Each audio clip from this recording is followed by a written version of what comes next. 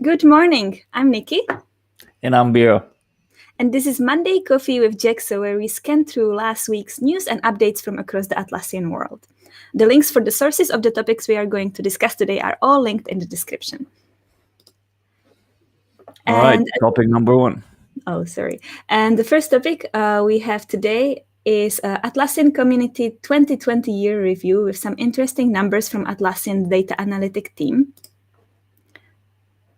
So, Biro, can you share the screen, please? Oh, yes.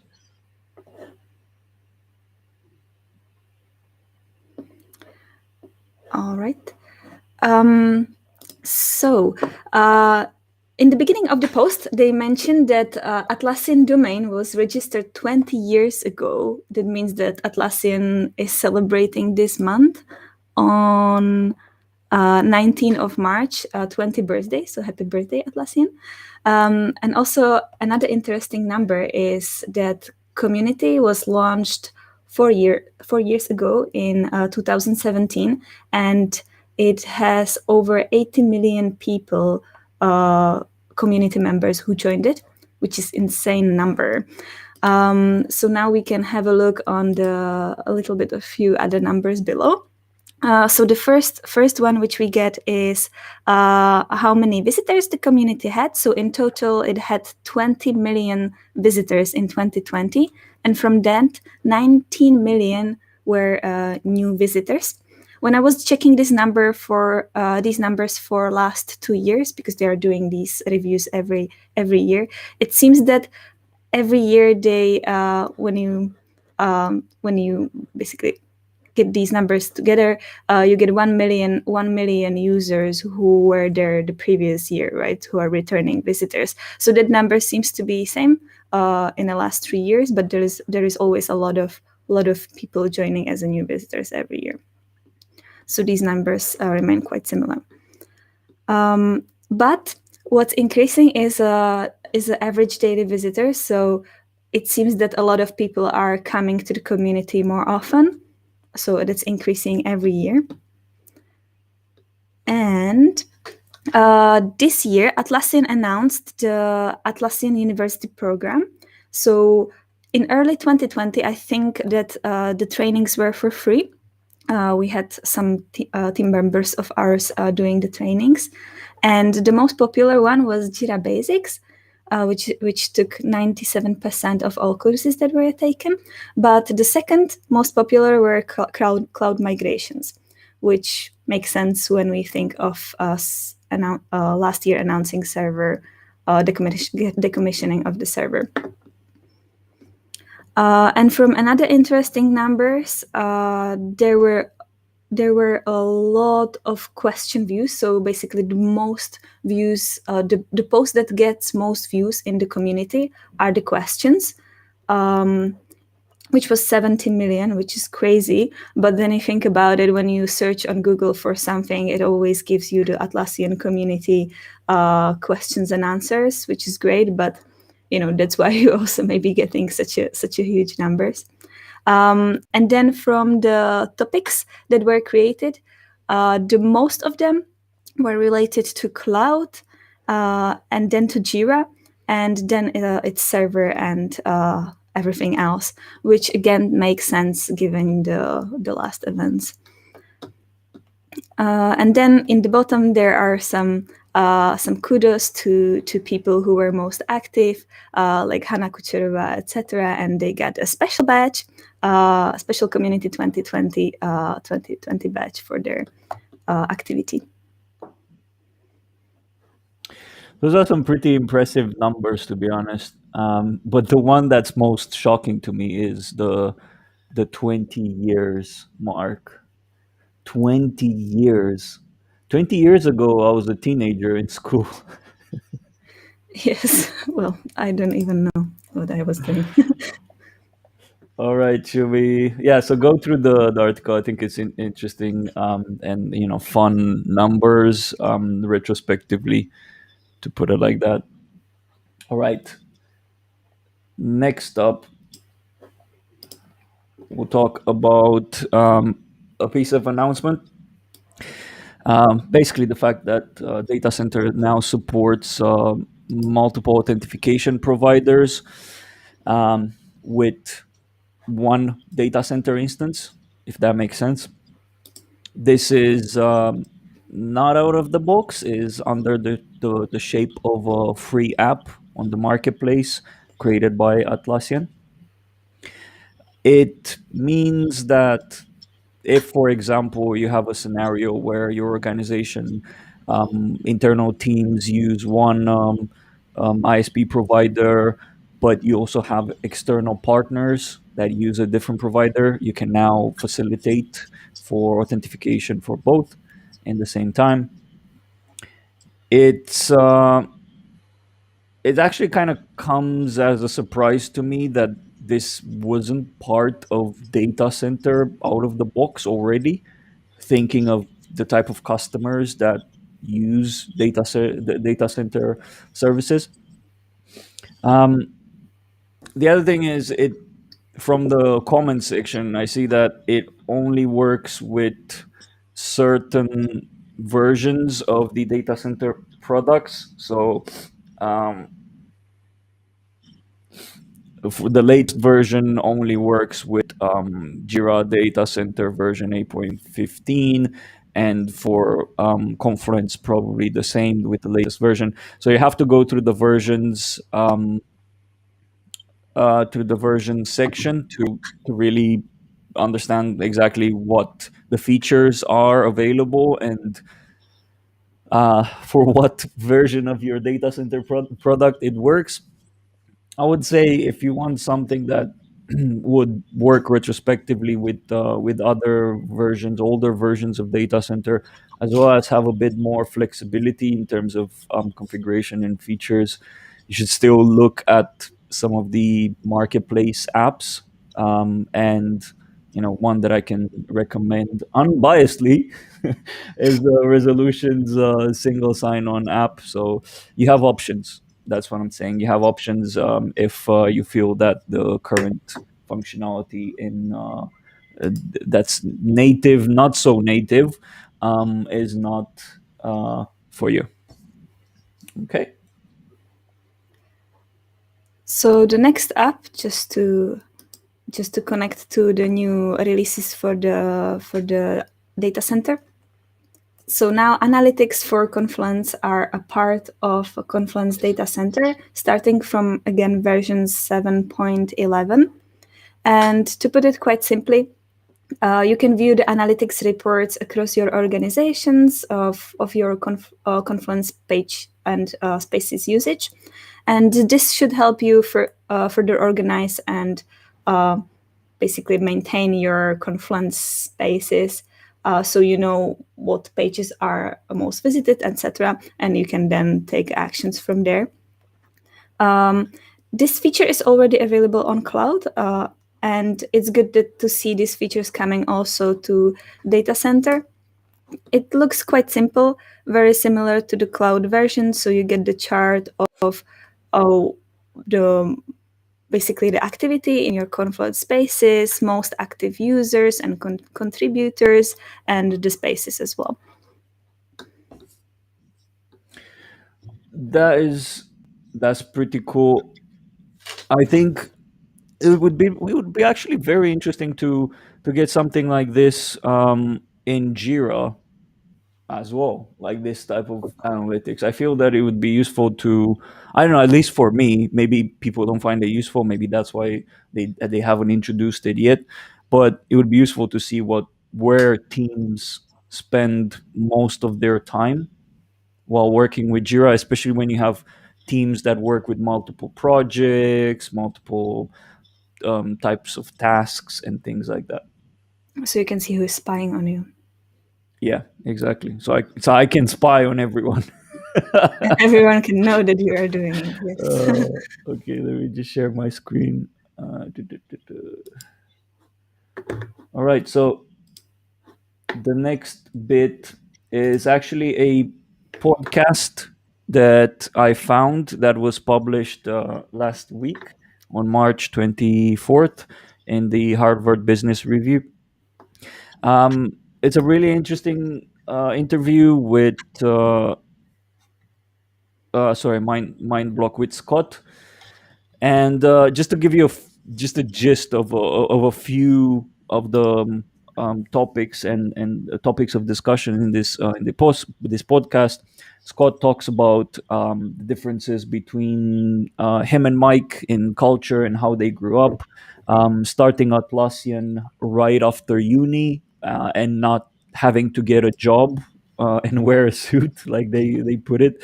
Um, Also, how starting a company earlier in life is better than later, because of, you have less obligations. You can basically just you know eat sandwiches or all day and not have to worry about it. You can bootstrap a lot better if you're younger than if you're in a later stage in your life. um yeah, about how the first project was Jira and such, and how they started that.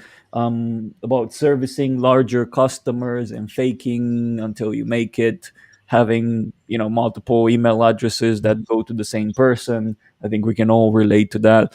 um Selling about set also another point, selling their first piece of software and feeling guilty for charging for it. Like, why would anyone pay for this? um, Also, fixing stuff quickly and being responsive early on, first investment decision, and many more. And what I've just mentioned, it's in the first 10 minutes of the interview. The whole interview is 45 minutes, so there's a lot of interesting stuff to listen to when you have that 1 hour available while you're doing stuff in the background. I think it's for me, it's always great to hear from Scott and Mike talking about their journey, crafting software into a business. You can't help to relate to their story. A lot of the stuff that I've listened to, and just the stuff that I've mentioned in the first 10 minutes, is it just feels like some of the journeys that we've been through at Jexo, and we are constantly going through as well. So yeah, very interesting podcast. Do listen when you have a bit of time. It's funny you mentioned that they felt guilty to charge for the first piece of software, and why would someone pay for this? I think that if you don't have this type of feeling, then you launched too late, right? It's not MVP anymore. Yeah, So it's exactly. good that they had it. We're the same as we launched Swanly. When we got the first payment, I don't even remember. I think the first payment was like $30 or something like that. It was a $30 per month subscription, and I felt shocked that anyone would pay for our work, and basically have that trust of subscribing to a software that we created. So yeah, I can definitely relate to that. It was really good feeling, yes. Okay, the next up, we have an update on the next gen or the team managed projects, if you want, and the customer feedback. So, in this post, Ewan, who is a product manager who takes care of the next gen projects, he is trying to find a new way to close the loop with the customers who are giving a feedback in a scalable way. So they came up with these quarterly updates on the main topics that were raised by the customers. When you think about it, they really can't just go and update every customer in person via email. So they need to find some more scalable and better way how to do it. And these quarterly posts might be the way to go. So in this post, again, we have a reminder that classic and next gen projects are going to be soon changing the naming convention to team managed and company managed projects. And then we have their actual changes to the products, which are grouped by the most received feedback, which is performance, efficiency, limited features, and cross-team visibility. So let me just scroll down.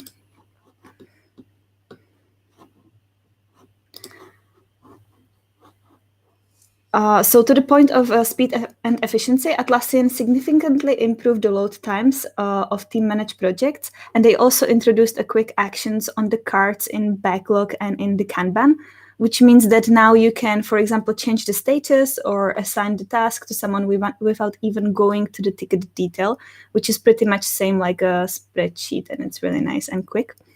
I'm using that feature all the time. To all feedback about limited features, Ivan is pointing out the changes to the workflows and the time estimations that were announced last week, which is the original time estimate, if you remember.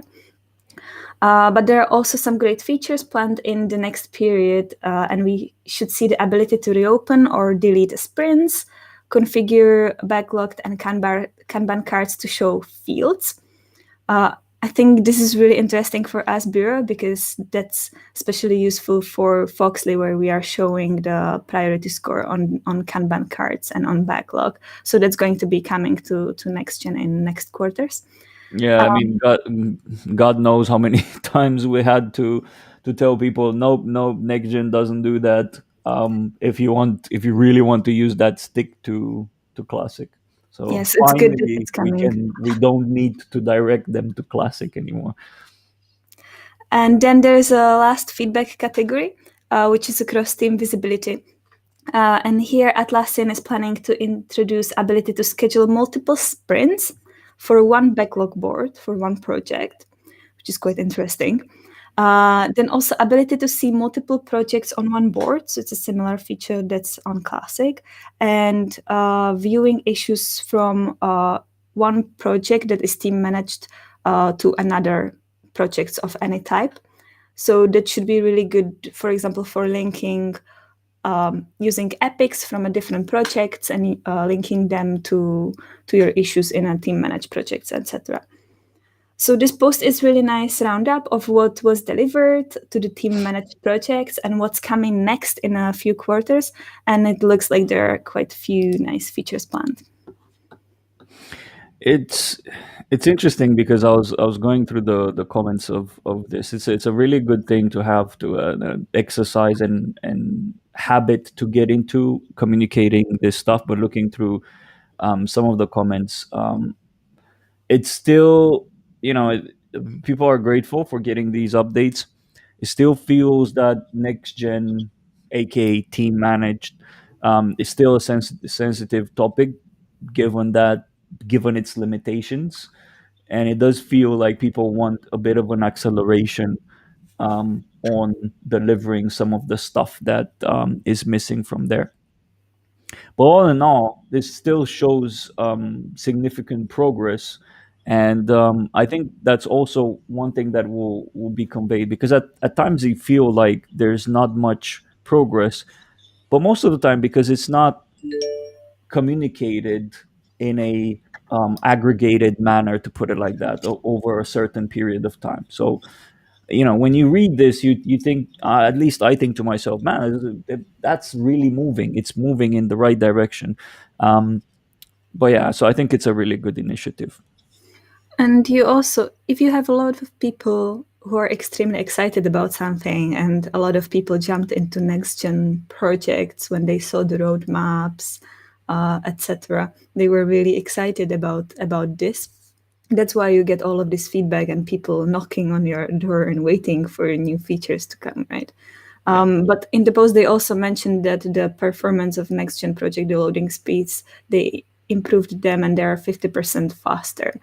When you think about that, that's crazy. Like doing such a good performance fixes. So it must taken them a lot of resources and time.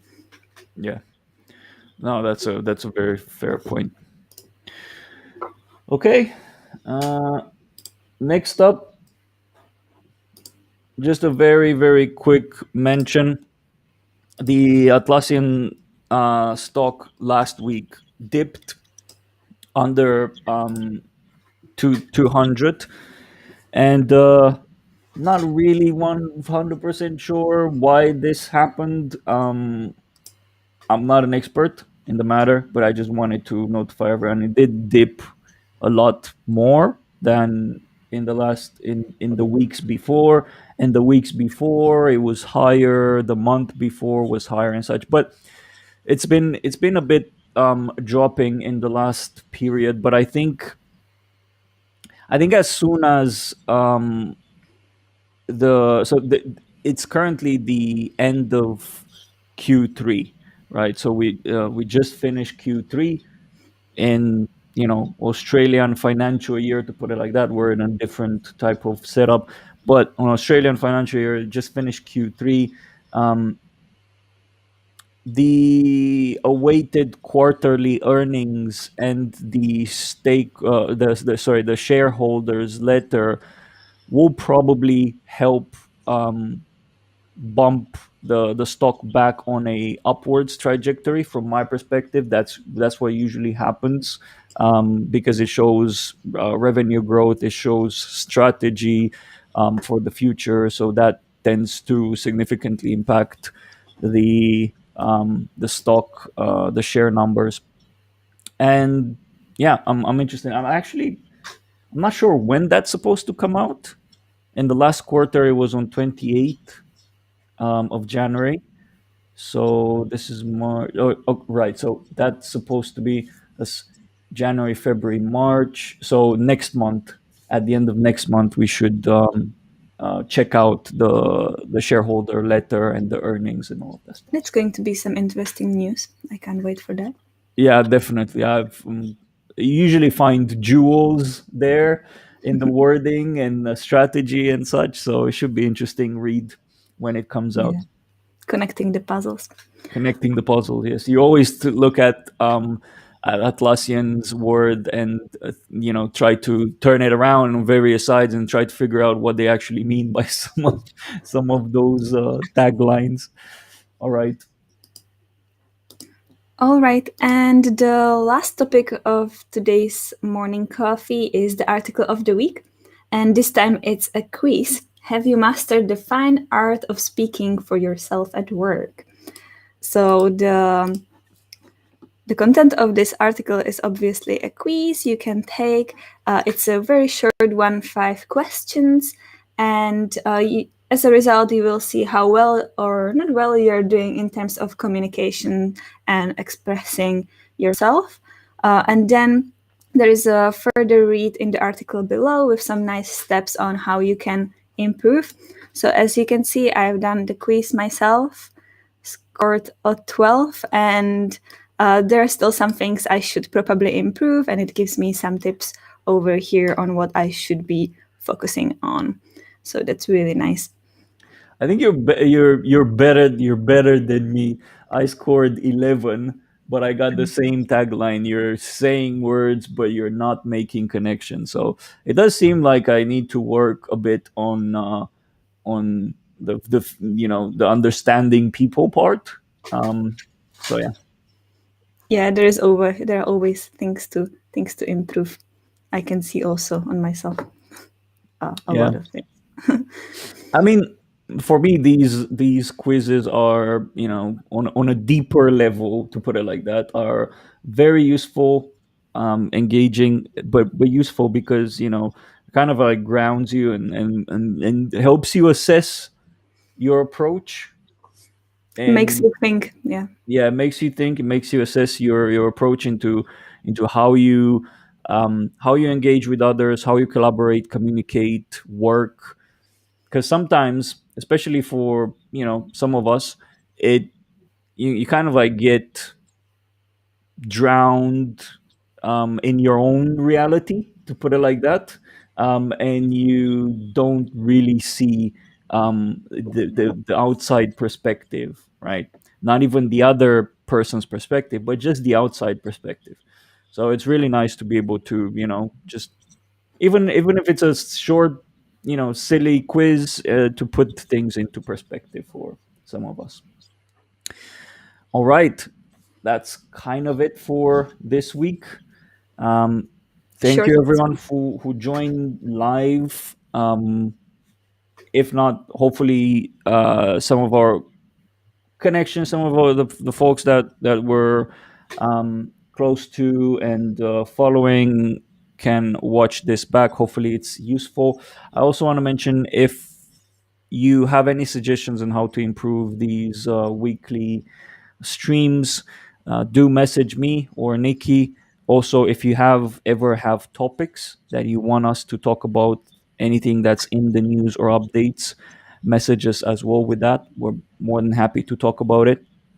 And yeah, join us for a coffee every morning at 9. Every morning, every Monday morning at 9. So until next time, wish you a lovely week, and yeah, see you around. Happy Monday. Happy Monday.